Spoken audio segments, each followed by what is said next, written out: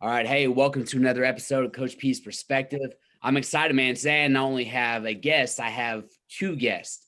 These two guys are co-founders of a wrestling shoe brand, TERRA GRAPPL'R. It's actually more than just wrestling shoes, but man, I'm kind of a shoe buff. Of course, everybody listening to this knows I love the sport of wrestling. And this is a brand I'm really digging right now. So I'm fortunate to get these guys on here. Jared Ferreira. Jared is the designer, and we'll get into that here in a little bit, but man, these shoes are slick. And then Dan Tramontozzi, who is head of marketing. And if you see the marketing, man, jump on TERRA GRAPPL'R social media, any of their social media platforms, especially Instagram, just absolutely killing it. So guys, man, thanks for joining me. Thanks for having us, for sure. Cool. Yeah. Pumped to be here. Talk about shoes, talk about TERRA GRAPPL'R. Be a fun episode. Yeah. So, hey, let's start here. I want to go over a little bit of each of your backgrounds. All right. So people know who you are, and then you guys can kind of give me the backstory on how you started the brand. But Jared, so you're a designer. Tell me a little bit about your, design background and how you even got started in that. Yeah. So I'll take you back to when I was a wee little kid, man. I grew up without TV. So I had to find ways to kind of entertain myself throughout an evening, barely could play video games. So, what kids used to do in the 90s, you probably draw a little bit, you play with Legos and you do those things that kids like to do. But I really like to draw shoes, even architecture. I was very artistic growing up. So, I always kind of dreamed of being a professional athlete like everyone else does back in the day. And then you think about having your own shoe deal, and then I kind of would design my own shoes. So it was something that started a long time ago. But now that I have more of a professional skill set underneath me and an understanding of logistics and how things work on a global scale, I was able to put all those, lifelong ideas into TERRA GRAPPL'R and what we know today as TERRA GRAPPL'R and our shoe line and our product line. So today I actually work for Samsung. I'm an interactive designer for Samsung, global brand, beautiful products, reliable products. We get to work with people all around the globe and share their design expertise. So those perspectives kind of fuel me to do what we do for TERRA GRAPPL'R in breaking new ground in how people think and how people buy wrestling shoes today. Excellent, man. Yeah, that's a big background too, right there, working with Samsung. So, all right, Dan, how about yourself, man? Like, tell me a little bit about your backstory. Sure. Let's see. It all started in college. Jared and I both went to Bloomsburg University, and we were both athletes, and we were actually from the same town, so it made it easy. Jared won't tell you this, but he started his entrepreneurial background using Microsoft Paint, designing T-shirts for our block party each year, and he'd buy them at whatever cost you bought them, and then what'd you sell them for, like 15 or 20 bucks or something like that. So right away, I wanted to partner with Jared because he already had a good head on his shoulders in regards to business. And once I graduated, I've been in marketing my entire life. I work for Unilever Food Solutions, or Unilever as a whole. We own a lot of cool brands like Ben & Jerry's, basically any ice cream brand, we own it. We own like Hellmann's mayonnaise, Knorr, stuff like that. So I'm actually a growth lead at Unilever. I lead a team, an e-commerce team. We just acquired a company a couple of years ago, and I've been leading that team for about 2.5 years now. So we both work full time, and this is kind of a side thing that we enjoy doing. And, we have time to do it. And we, it started about 3 years ago, and we're running it from there. It's been fun. Excellent. So you guys have, super strong backgrounds in business, and you each have an expertise that you can bring to this to really make this pop, right? So, but before I jump into that real quick, man, so you guys are both college athletes. Tell me about that, because we have a lot of athletes and coaches that listen to this podcast. So what sports, and then just a little bit of your experience as a college athlete. Yeah, so I'll start. So I'm the guy that's never wrestled, and when you're starting a business, you want outside expertise coming in. If you listen to the same song and dance that wrestlers have been singing for 100 years, your brand might not shine, and it might not have that different twist to it. So I played soccer in college. Dan and I both went to Bloomsburg University. Dan wrestled Division I at Bloomsburg. I played soccer. So I had the opportunity not just to play there, but also coach there with the head of the coaching organization worldwide. So from a licensing perspective, he was the highest ranked coach in the world. So you kind of see what went into actual planning and tactics and strategy from a coaching perspective. Not just day to day, but a long-term investment in the athletes that you bring in and understanding what an investment in people really means long term. So that was kind of cool to see. After my 4 years, I was the assistant athletic director at Bloomsburg. So our athletic director then was getting ready to retire. So I was basically running the show. I was responsible for developing our brand new field house, designing our brand new locker rooms, basically how athletes were going to use these spaces to their advantage for the next 30 years. So I was heavy on the planning board there. I was pushing through to get things like couches and TVs into the locker rooms for these college level athletes, because at the end of the day, it's going to help in recruiting when people are coming, going to like a Stroudsburg or a Westchester or somewhere even like another Division I school like Edinburgh, and we have the facilities that can really push the envelope hard and lure them in there. That's what we're aiming for. So I was able to kind of put my stamp there from a management perspective in my early 20s. So it was a great time at Bloomsburg. Definitely gave me a lot of real world experience before I hit the real world. So I was kind of growing up before my time. Yeah, and that gives you some real deep insight into athletics, but not, like you said, not only from the athlete standpoint, but also the administrative standpoint and everything that makes that world function. So that's excellent. So what about you, Dan, with wrestling in college? Yeah, like any Division I wrestler, I can just say it's a blast, right? It's waking up at 5 a.m. and running to the field house and then lifting and then trying to make it to class and then cutting weight, So I experienced all that stuff, cutting a lot of weight, and just the atmosphere. In the beginning, I absolutely loved it. I really did. Transitioning from here at Kittatinny, we had a great program. We have a lot of actually handful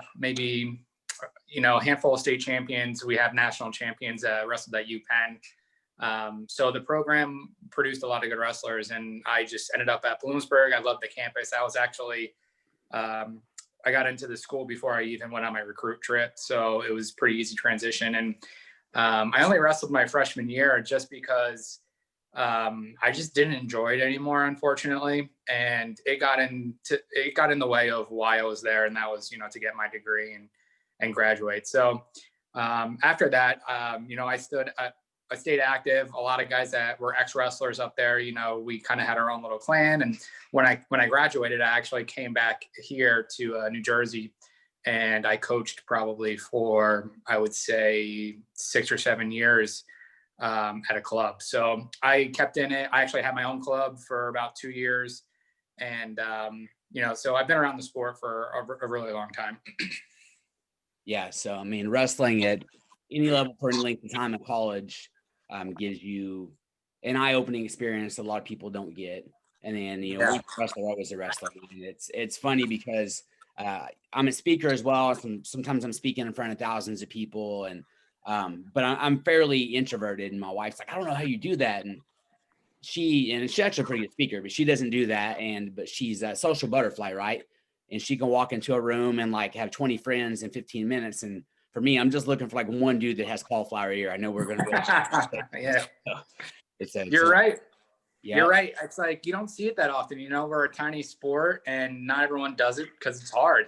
And when I see like just someone with like a USA Wrestling shirt on, or like a local school around here that says, whatever wrestling team they're from, it's like, I can go have a conversation with that guy. I feel like he would get me, or girl for that matter.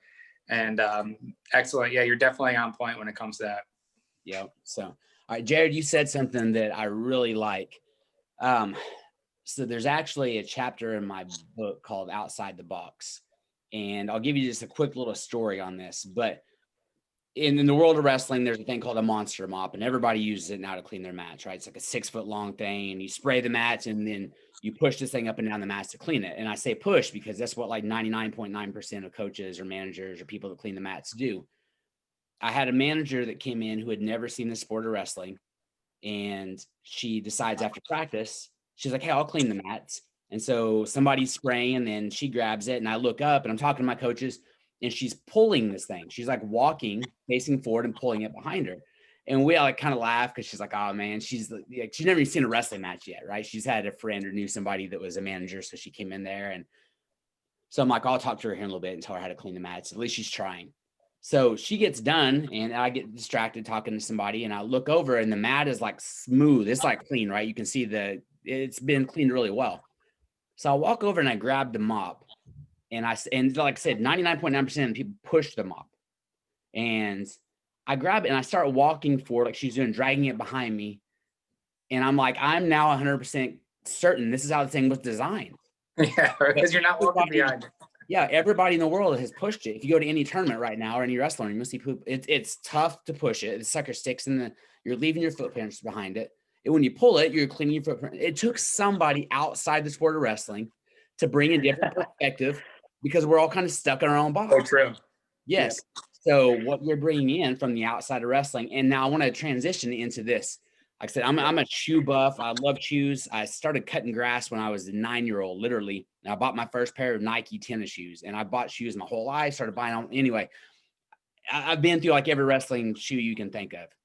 A6 54 was probably my favorite wrestling shoe up until about a year ago. All right, man, the 54s were clean. You just slide your foot in there, and there's not even no laces or anything. They're slick. A lot of wrestling companies have come along over the years and try to create a new wrestling shoe.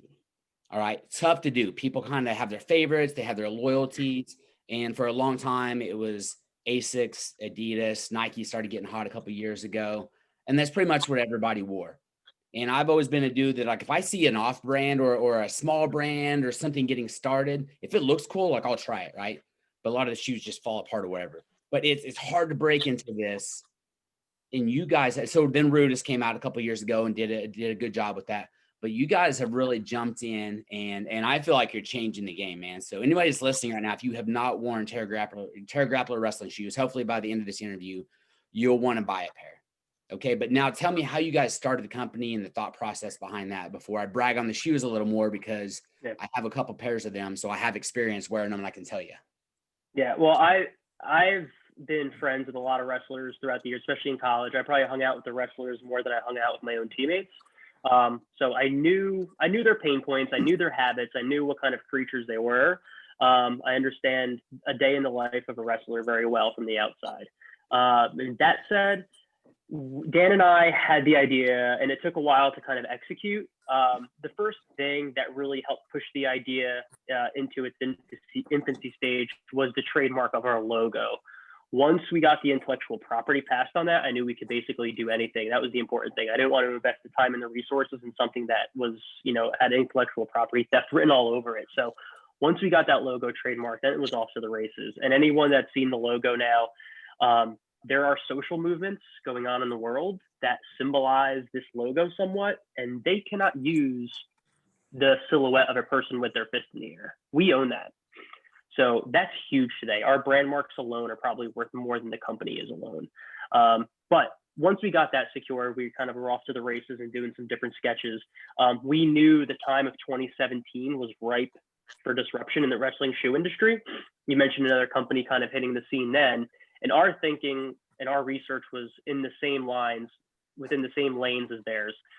We just knew the time was right for a new entrant. And anyone that takes business classes knows that there's something called Porter's 5 forces. And one of those forces is the threat of new entrants. And we wanted to be a new entrant. Unfortunately, there were a couple of new entrants that year.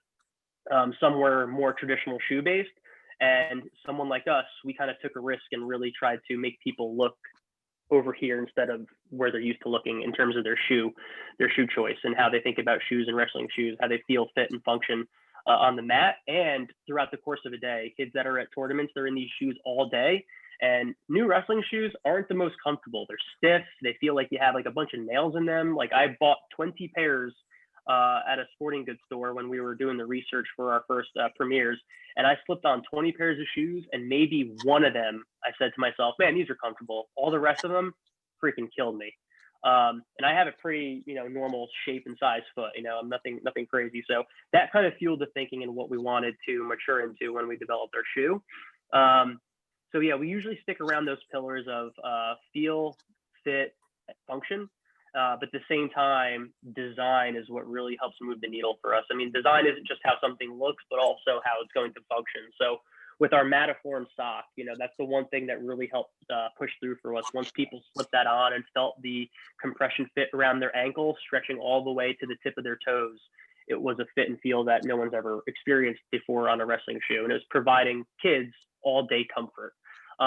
The other thing that we really broke through on in their first shoe was the spine tread on our premieres, TG premieres. It's a very aggressive spine tread for, in moments when you're on the defensive, when you're on your back, it's another weapon that you can kind of go to. So we actually integrated that, and it was a challenge because we had weight goals that we had to hit with our first shoe, and we were exceeding our weight by like 2 or 3 ounces. So we had to make a first shoe, a second shoe, and a third shoe until we kind of achieved what we wanted to. Was the first shoe perfect? I would say to my standard, no. To a lot of people's standard, it was the best shoe they ever put on. And they still message us asking for the premieres. You're going to come out with premieres again? No, we're not going to come out with premieres again because we're on to the next best thing. We're always working on the next best thing, even when the best thing is currently on the market. So that's basically, how we got started and our framework when we got started. I'll pass it to Dan to share any other perspective from his marketing angles on, why we embarked where we did. Yeah, I mean, just to add to what Jared said, with the timing and everything, what runs through my mind are a couple of things. You hear kind of a buzzword used a lot, and that's called differentiator. So we knew that we couldn't just create a shoe, and I've seen a lot of people try to do this in the past, probably 8 years, create a shoe and brand it. And the biggest issue they have is that the shoe falls apart. Yeah. So for us, we didn't want to rush anything. I think I want to say the new Mataborns that just came out this week or last week, that shoe's been tested and tweaked and tested and tweaked for the past 3 years. And I think it just comes down to that confidence in our product now. It took 3 years to do that. And like you said, we've seen people try to do this, and you've tried other brands. If they look cool, that's awesome. But if the shoe isn't up to, what ASICS and Nike and these big time players are doing, then you're not going to get repeat purchases, and you're not going to be able to build a brand. So I think we did a really good job on making some small tweaks. Like Jared said, that Premier shoe was the most comfortable shoe I ever put it on. And Jared, you could probably tell, what did I tell you when you made me put that shoe on? It was too comfortable. I put the shoe on and I said, this shoe's it's too comfortable. Like, I could run around a basketball floor right now with these shoes on and it wouldn't hurt my feet. I mean, we took that into consideration too, because you don't want like a soft sole. So we made tweaks to the insole and stuff like that. But yeah, the two things that came down when we had the conversation, it was differentiator, using Jared's outside, look on things on the wrestling community. No one had a sock layer. No one had that Mataform sock interform layer. We did it. I know there was one other brand that kind of released it around the same time or a little bit after that we did. But, we were the pioneers of that. That's our claim to fame. I think, that's where we're going to get the most eyeballs, and that's how we're trying to build the brand. And then now we're transitioning, and we do have regular shoes, your traditional wrestling shoe that doesn't have that sock layer.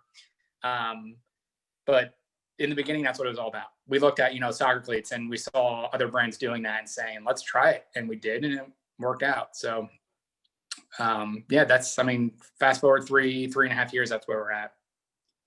Yeah, I remember I very first saw the brand started getting marketing, and the marketing was good, right? So, Dan, you're really good at that. And so the marketing was good. It's one of those things like, okay, do I spend the money on a shoe? Because I've been burned before getting a new brand, like you said, look cool. Sometimes they felt okay, and then they fell apart. Finally, just like, all right, dude, I'm going to do it. And for me, like, so after wrestling my entire life and knowing kind of like, maybe you like Adidas and you have one pair that fits really good or it's great for you. And then the next new year you buy another pair and they just don't quite fit right, whatever. But I can tell you most wrestling shoes are really tight. And most wrestlers like to wear their shoes fairly tight, right? You don't want your feet all tight inside of your shoes. I remember my sophomore year in college, man, I ended up over Christmas break having to have surgery on both my big toes, just like from shooting over and over. But basically the shoe I was wearing was destroying my feet. And it was a big name brand. So having a shoe that's comfortable, that your feet aren't going to slide around in, that looks good. I mean, look good, feel good, wrestle good. Everybody wants a shoe that looks good. You don't want to be a clown out there. So all those things, those are all things we're kind of looking for. So when I got my first pair of TERRA GRAPPL'Rs, I got them all white, clean, have the sock liner, and I'm a huge fan of sock liners, man. Like tennis shoes, anything, I'm a huge fan. And so I don't like to tie my shoes. So I just like slide them in there. And even my wrestling shoes, I usually don't tie my shoes unless I know I'm about to have like a crazy battle. So then I might tie my shoes. But anyway, so I slid them on very first day. Like you said, like almost too comfortable. Like I was just like, dude, these are like right on the, like I could wear these around. And there, got on the mat, moved around, showing technique that day, coaching, and like, dude, these are legit. My wrestlers, and this is like part of the litmus test, right? And I got high school wrestlers, and we have a pretty good wrestling program, and a lot of these guys collect shoes, and my wrestlers are all like, dude, what are those? Those are awesome. Like, I'm like, okay, they're a hit. And anyway, so wore those a while. I can tell you this summer, I mean, we're jogging in the gym, and I'm jogging in my wrestling shoes because I lift weights in them too, right? I wrestle in them, I lift weights in them, and I'm jogging in there. And it's like I got a pair of tennis shoes on almost, right? But they're super light. I'm a minimalist tennis shoe guy. Like I wear ultras, and it almost feels like I have a pair of ultras on my feet, but made for wrestling. So I can't brag on them enough here. I'll let you guys. So Jared, I see that maybe you got to end. Those who are listening right now, just via podcast, this will also be on YouTube. So because these guys are breaking out some shoes, and I want to see them and hear about them. Yeah, so the next thing we have coming out in a couple of weeks, so obviously you've seen the Mataborns, right? I'm not sure if you've had your hands on a pair, but maybe we can send you a pair after this. Oh, yeah, we got to send you a pair. I'll get you a pair out tomorrow. Yeah, so the next pair that we're going to break out in 2 weeks are the Zahids. So Zahid's going to have his own shoe with us, and he's going to be like a Predator Z version, so they're going to be like a gold and white, similar to the ones that you had. Yeah, nobody's seen those yet. The only people that have seen that are Jared and I and Zahid. That is. Yep. So you'll see a different upper on the back there than what that you previously had in the ones we sent you the first time. Mm-hmm. And then they're also going to come. These are samples. They're going to be like there's going to be a black outsole, but the upper is basically what it's going to be. So you have your gold accent and then your gold socks. So Zahid wanted to do the whole gold theme along with the new and improved upper back part there. Softer, but at the same time still stiff, but a new texture that gives a new flair, just a new design flair for kids and when they're using the wrestling shoes. So those will be out for pre-order right before the big match.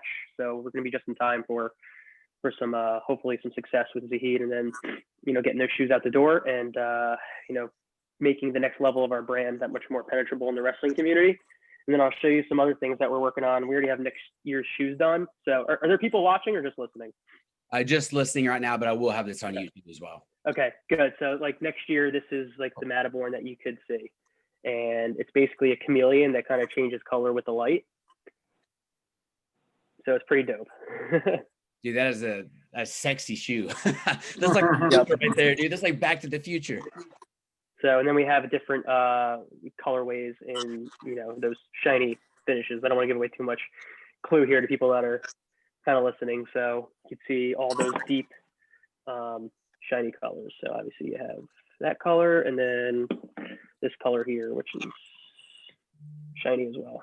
So yeah, for those who are just listening on podcasts, like you're missing out right now. These, especially if you are a shoe head or you love wrestling shoes, like these are clean. Yeah. And I currently I have the gifts. I have those. I have the Predator gift, which that's what I'm wearing right now, the black and red ones. And those are awesome. Here's a sample with just the stripes accentuated a little more. So pretty sweet. Yeah. Yeah, Chad, those I don't know if you noticed, but we made adjustments from your first shoe to the second one that you have. I mean, there's small adjustments, but we feel like that's definitely important. And that's why we're releasing like a 1.5 version shoe of that and not jumping right into another shoe because we don't want to make more mistakes, right? We want to perfect that shoe. So Zahid's shoe is basically a version of that shoe, but just with tiny enhancements and changes to it. I think that's what sets apart what we do maybe with other brands. I'm not sure, but I mean, I could show you samples of shoes that we have that no one's ever seen before that are very similar. But we're constantly getting these in and then giving them to wrestlers to put on and test. So this is actually a shoe that we just brought in for Pink Cancer. It's not this color. I don't know if you saw it online, but it's all teal, black and teal. And they're just, it's just a phenomenal shoe. And, you know, I don't know if you know the background of that, but that's how we got started, Jared and I, in business, was through that nonprofit. So that kind of pushed us to do our own gear, because through Pink Cancer, if wrestlers raise a certain amount of money, they get rewards. And we were getting the gear from like other wrestling brands and paying a lot of money for it. So that was one of the conversations that started this, was, can we do our own gear? And Jared was like, sure. And that's where it started. So nice. Now, hey, Dan, if you don't mind, can you just do a real quick rundown of what Pan Cancer is, man? Because it's so important, and maybe why you got started with that too. And I know we're focused on TERRA GRAPP'R, but man, I think it's such a great cause that these two are working together. Yeah, no, Jared was involved with a nonprofit in Bloomsburg called Red Card Cancer, and pitched me the idea and said, you know, when we graduated college, we were both still involved in sports. You know, I was coaching at the time, and he said, let's do it for wrestling. And we did it. And we we did like the first thing everyone does when they're 22 and you want to start a business, like you go and create a Facebook page and create a logo and website. So Jared and I, obviously, we don't have to like outsource any of those things. We build our own sites and our e-commerce platforms and integrate all that cool stuff, the email and all that stuff, which is, you know, a huge cost savings. And it's been, I think, a huge benefit for us to kind of, you know, having that background to just get down and create an email or create an ad and run it and know how to set it up and run it and test it and measure it. We don't have to pay anyone to do that. We just do it ourselves. But getting back to Pink Cancer, my mom was diagnosed when I was about 22 with ovarian cancer, and she battled it for about 5 years and ended up passing away when I was 27, about 6 years ago. And during that time, we started building up Pink Cancer, and I borrowed $2,000 from my coach at the time that I was working for. And we bought t-shirts and like support bands, and I paid them back like a week later. I would travel to like events and matches around New Jersey here. And then once we built like the online store, that kind of propelled us. And then we built a fundraising, or partnered with a fundraising platform that allows us to fundraise directly online. And that's called our Wrestle for a Cure campaign. Then we incorporated the Pink Cancer National. So it's over about a 10-year period. It's been growing, and I still do it on the side. I always tell people that I credit my professional background. I learned more building that business than I did with my college degree, as bad as that might sound. But, you know, I had to learn everything. I had to learn how to build websites. I had to learn how to market. I had to learn how to, you know, manage inventory for an online store and the shipping logistics. And, you know, basically the big part of it was, you know, the finance and how to file your 990, like, you know, so now all that stuff is streamlined, which is nice because I learned it. But that's, I mean, I apply that to my professional, you know, career right now. And when I was hired at Unilever 2.5 years ago, I mean, that's something that company really looks into, is entrepreneurship. They actually encourage people to go out and try to help in their community and if you're building a full-fledged nonprofit, they will back you on that.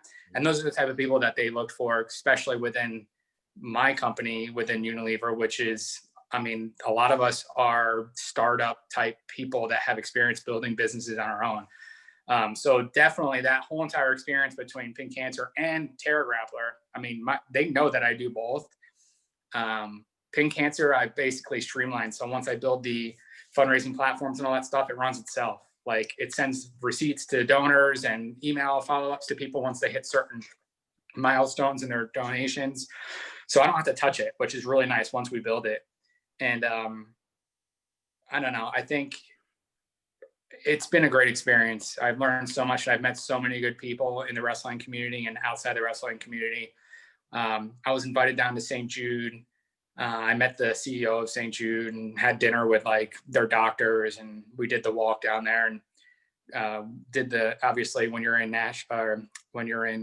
Memphis, Tennessee, you have to go to Graceland and check out where Elvis, you know, lived. So we did that cool stuff. So the experiences that came with this has been just, I can't compare it to anything else. And it's really helped me get where I am today. So a mixture of all that stuff, I think led, to Jared and I going like, all right, what else can we do? Every day it's like, all right, we're doing, I'm working full time. I have pink cancer. I also have TERRA GRAPP'R. In the back of my mind, I'm also saying like, what else can we do? Because that's just the type of person I am. And maybe I shouldn't do that, but so that's it. That's basically pink cancer in a nutshell. Yeah. And one thing Dan's being modest about too is how much money Pink Cancer raised for St. Jude. Dan, do you have a tally on hand with what you guys have done at Pink Cancer to date with St. Jude? Yeah. So we've been donating to my mom loves St. Jude, and I actually got to get her down there, and they gave her like a private tour of the hospital. Probably I would say like 3 months before she passed. Like how she made that trip and didn't even show that she was like in a bad state was really, really awesome to see. And that's how she was. But her wish, she was part of the conversation because she was one of the reasons why we really started doing pink cancer. I told her, I said, we need to like, instead of, sending funds to different organizations all throughout the country, let's pick one and like use that in our marketing. And now people like that get involved with pink cancer understand that the funds now go to St. Jude. That was my mom's really, that was her idea. And after she passed, I have a plaque up in St. Jude that I think you have to donate like a minimum of $500,000 just to get it up there. And unfortunately haven't been down there to see it, but they sent me a picture. It's actually hanging on my wall right now. It says, in honor of Marjorie Tramontozzi, the inspiration behind the pink cancer campaign. So her plaque is actually hanging in the hospital, which is really awesome. But yeah, I would say close to 500,000 we've donated to St. Jude, but growth throughout the 11 years that we've been doing pink cancer, and we've donated to other hospitals, other cancer institutions. We've raised over $2 million. So I think to do that strictly with like no grants and just peer-to-peer funding and people donating, and obviously the wrestlers creating their fundraising pages, and to be able to continue that, our best fundraiser was last year's Pink Cancer Nationals. We raised, I think, over $150,000 on the weekend. And a lot of that was because it's something new that we introduced, and that was the rewards that these kids were going to get. So as they raised $100, $200, $300, $400, $500, all the way up to $1,000, they earned all this gear. And that was a huge motivator. And the one thing is, once a kid raises $150, we refund your entry fee, which is $50. So right now, like the parents are like, get grandma and grandpa to donate because I get my $50 back. My kid wrestles for free. Oh, and by the way, we have email triggers that go out and say like, you're only $100 away from this. And that just, I want to say like over 65 wrestlers last year donated over $1,000, and they all received that gear. So for us, the gear isn't a moneymaker, but it's more of like an incentive for these kids to raise more. And it worked. We raised double the amount that we did the year before. And it helps us build the credibility of the tournament and helps us build numbers every single year. Unfortunately, I canceled it this year because of what's going on. But I think the two businesses have been working out so well together that like we just need to continue. And what benefits TERRA GRAPP'R also benefits Pink Cancer and vice versa. And I mean, sometimes we get pushback on that from people. Like, how are you profiting from TERRA GRAPP'R through Pink Cancer? We're not. It's two separate companies. Like, I kicked Jared off the board the day we started TERRA GRAPP'R because I didn't want any conflict of interest. So he was gone. And we brought other people on board. But the two have been like, it's been a great experience. We met Zahid through people that knew Pink Cancer and myself, and just the connections that the two are helping. Hopefully we can keep it going. I think it's really sustainable. And I don't think a lot of people have that luxury to know the amount of people that we know. And the fact that people don't know that we know those people it's even better. Yeah. Well, I think that today, especially if you're going to hire anybody under 30, probably people want to work for companies that have a cause, right? And it's funny, I was literally just this morning listening to a podcast with the founder of Tom's Shoes on there, and he was talking about how they got started. And so I think anytime you can connect your business with something that also helps other people, that's like a double blessing, right? That's awesome. Mm-hmm. So entrepreneurs, I mean, that should get your mind going a little bit. And then also, how can we be really good and help people that are in need? Beyond that, I would say sports in general, but especially the wrestling community, like we're passionate people, man. We get each other back, we help, and if there's a cause, like we're going to jump in on it. And so I think the two work great together, like you were saying. And I don't know the behind the scenes, but from the outsider perspective, I really like that you guys are doing things together. So now, you've brought up Zahid a couple of times. You guys got, Gregor the Gift, UFC fighter. You got Zahid, Valencia. Tell me a little bit about that. People, anytime you have a company and you can connect it with an athlete, that's a win-win. But why those guys to work with? What was it about their character? Or, we know they're good athletes, but. Yeah, I think Jared worked with Gregor and really got him on board. And to be honest, Gregor came to us and was just showing a lot of interest. So we were like, yeah, we'll send you a pair of shoes and work out in them. And he did. We did that. And then he's like, I need more shoes. Like, I have other guys that want shoes. And, it just kind of snowballed into like, hey, let's do a shoe for you. And he's like, yeah, let's do it.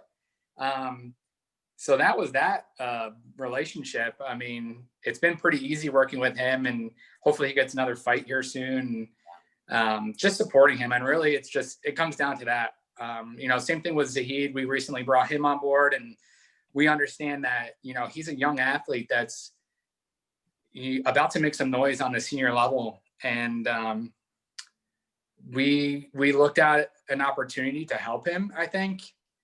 And no one else was going to do what we were going to do for him. And that was give him his own shoe and try to propel him into the national or the senior level. And, his match next month against Burroughs is going to be a big one for him, as well as us and our brand. I think that's going to be really big for us. And to be honest, working with Zahid and, Mark Perry with Sunkiss Kids and, some guys here in New Jersey, Mark Bogart, that basically set all that introduction up. Mark reached out to us years ago and just said, he wanted a pair of the Premiers. And I said, come by my house and pick them up. So that's how that relationship started. It's just, hey, can you ship me a pair of shoes? I'll pay for them. And I just said, like, here, no, come get them, because I know who you are. And for those who don't know, Mark Bogart, he wrestled at Blair. He was a national prep champ multiple times, and he coaches at The Edge in New Jersey. So we know I've known all these guys for a long time, but yeah, he's the one that set up the Zahid partnership for us, and we'll see where it goes. It's still new. We're only about 2 months in, and we're waiting on his shoe to come in. But I think it's a great opportunity for Zahid to put his mark and show what the type of wrestler that he is. And I think it's time for like that new era, and we're just hoping that it's him. Yeah. Jared, what else can I add to that? No, it's just I think we saw the writing on the page of what's to come for him, and we were willing to put our money where our mouth is, I guess. Signing him to a long-term deal and giving him his own shoe. That doesn't happen by just signing a piece of paper. There's a lot of things in the background. So Dan and I were looking at tape, and we were watching Zahid and just seeing how he carries himself. Is he a marketable figure? Between his face and his stature and the weight class he wrestles at, his accomplishments throughout his career. We're looking at all that kind of thing and making sure that the investment that we were putting into it was going to pay off. So, in August when we signed Zahid, we were basically all in on Zahid. And then when he had this big match announced with Burroughs, then we were like, yes, we made the right choice. Regardless what happens here, there's obviously a bonus if something happens that we are all hoping happens if he wins. But the fact that he's getting the attention, from Flow and nationally like that showed us that we picked the right guy and the right guy that we want to grow with. Yeah. So it's good it's good for you guys, for your business. And then for the athlete, man. So I remember when I was in college, I was training with some senior level athletes, and these were guys that were top 3 in the ladder, and we're training a couple days a week in the spring wrestling. And these guys were struggling, man. This is in like the late 90s, early 2000s, but living in a trailer, hardly any money. And back then people didn't have sponsorship opportunities and things like that. They're training so much, they don't have time to hold down a full-time job. Like I said, these were high level guys. And I just remember thinking like, man, when I graduate college, like if I'm not like one of those absolute highest level guys, I don't think I want to do what they're doing. I mean, these guys are eating beans out of a can, not because they were cutting weight, because that's all they can afford, man. That's so true. Yeah. So as an athlete, to have somebody sponsoring you and helping you along in the journey, because you're going to be able to focus on what you need to focus on at that point, right? Now you can go become a better wrestler because some of these other things are taken care of a little bit. So that's awesome, man. I love that you guys are doing that and the partnership there. Yeah, and you got to realize too, from a business perspective, we're in that position because we manage the business right from day one. Yeah. We don't pay ourselves much from TERRA GRAPPL'R because we just want to keep reinvesting the dividends and using those dividends to invest in someone else, technology, design expertise, data aggregation. We're huge on data. I just love looking at the data from our e-commerce channels, our social platforms, our buying behaviors, data that comes in regarding, shoe usage.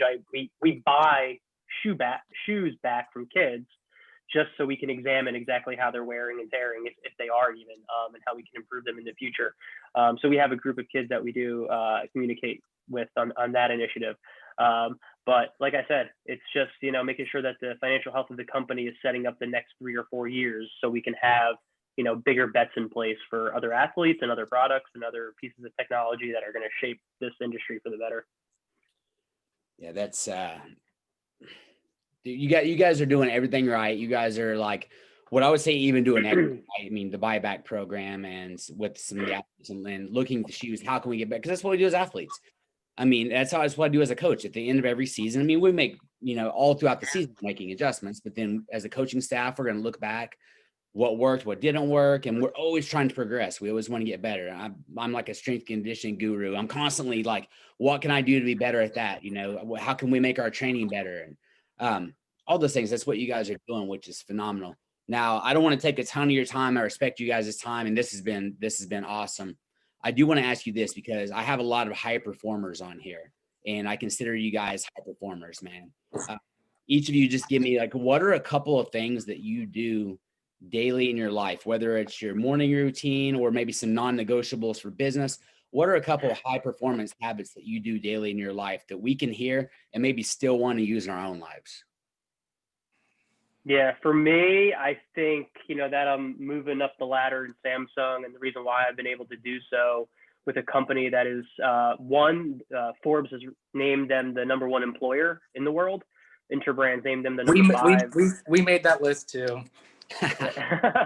But the thing is, every single day, I don't shy away from a conversation with somebody, whether they're above me, a VP, a CEO, or someone else that's below me.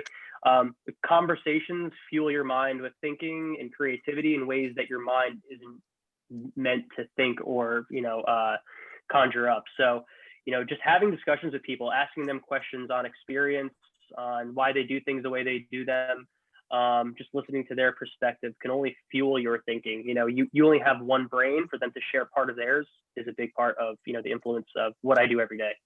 Nice. Very good. Yeah, I would say never stop learning. I mean, I know it's cliche, but I ask questions. I'm not the smartest person in the room, although a lot of times I think I am. I'll give you some insights into my career. And I've been working on this a lot. And maybe it's because of I've Ari Gold hanging in the background, but my mentality is aggressive and I take a lot of risks. So I think that was one reason why I'm leading a team that we're risk takers. And if, senior management says, no, we're not going to do this, we always say, well, then let me test it for 2 weeks. And if it doesn't work, we'll fix it. I think that's the biggest thing is people don't take enough risks. It only takes 2-3 weeks to test something. So yeah, I guess my advice, the one thing that I constantly do, it's learning. Chad, you just said you were listening to a podcast. It sounds like you're in the same boat when it comes to that. When I was, Jared and I both typically work from home, but my office is right outside New York City and I'm about an hour and 20 minutes from there. So when I'm driving in, I'm listening to a podcast or I'm listening to an audiobook. And to me, it's just like, don't waste your time. And when you have an opportunity to learn something, go and do it. Yeah, absolutely. My podcast is Coach P's Perspective. I'm huge on other perspectives, Jared, like what you were saying, and Dan, what you were saying, we're always learning, right? So yeah, for me, I'm usually reading 1 or 2 books at a time. I'm listening to an audio book. Sometimes listen to audio book while I'm also reading a book and then podcasts. and not just in my area, right? Because I learned a long time ago. I'm a wrestling guy. Do I study great wrestling coaches? Absolutely. Do I continue to study wrestling? Absolutely. But I'm also an entrepreneur. Also, whenever you're a wrestling coach, you're also a CEO essentially, right? Promoting your program. So I'm listening and reading about top business people, top people of faith, I mean, all different areas, because I can learn, and principles are principles. Once you know them, then you can apply them in other places. So trying to learn those principles of success, and you guys just gave us a couple of great ones. I appreciate that. Yeah, another one too, if I could add, it's like never being satisfied with your work. So we just put out a great shoe, and we're selling this shoe. We have to put all of our eggs into this basket for the next couple of months. But in the front of my mind, I know what the next best shoe is. So I'm going out and seeking that, you know, right now, right away. Before we even started selling these shoes, I was thinking about the next one. Yeah, it's awesome. So a couple episodes ago, I actually put out an episode called "Don't Get Satisfied." My high school, my dad was my high school wrestling coach. He's a Hall of Fame coach. He's a great coach, but his assistant was our football coach, and very impactful in my life. And every single time I stepped, first off, he would always make deals with me before I wrestled. Be like, hey, get 15 takedowns this match, and I'm going to buy you a Gatorade or something. He always, and then whether I whooped a dude or it was a close match or whatever, when I walk off the mat, he'd be like, Parks, don't get satisfied. That's how he talks. Don't get satisfied every single time. So. Yeah. So at Samsung, I won our first ever global best practice in the US globally. And they threw me a lunch and things like that. And that was it. So achievements, I don't believe in celebrating achievements, because your best work is always ahead of you. Yep. Yeah, but once in a while, it's nice to, smell the roses, Jared. Yeah. That's when we usually go out for a beer and just kind of let loose and reflect. Yeah. And let's be honest, that's how our first shoe was designed. You didn't tell that story about it was designed on a napkin at a bar. It was. We were drinking Shirley Temples, but it was at a bar. Yeah, no, that's good. It's amazing how many. I think, Dan, I sent you that. I have a good friend that owns a multi-billion-dollar advisor company, and him and his buddies sat down at his kitchen table and basically drew it up on napkins, and here they are 10 years later, and they're one of the biggest companies in the nation. So you got to start somewhere, right? Absolutely.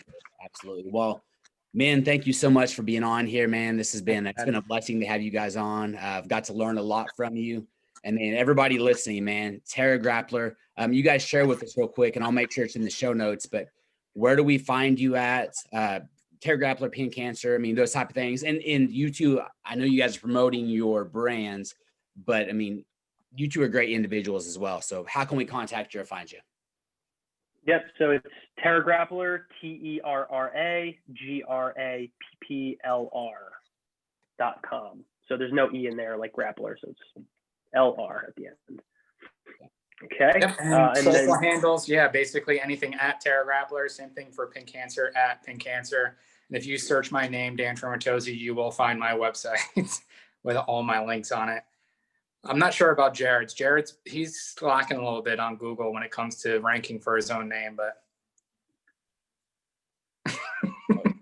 no comment. No, I'm competing with other big sources, if you know what I mean. You're competing with other Jared Ferreiras. Unfortunately for me, there's not many Dan Tramontozzis, so. Yeah. Yeah, and I told these guys before we started recording, because I want to make sure I was saying their names right. It's Dan and Jared, but it's like I'm from the Midwest, man. There's not a whole lot of Italian names like that around here in the Midwest. So I got to say, I love the East Coast, man. So I absolutely do. And you Jersey guys are, whether it's Jersey, New York, and there's just a whole different culture out there that it's so fun to me, but so many just phenomenal people too. So again, man, thank you guys for being on. Yeah, no problem, Coach. Thanks, Chad. Yeah. All right, everybody listen. This has been another episode of Coach P's Perspective. May God bless you, shine his face upon you, and give you peace. Until next time, we're out.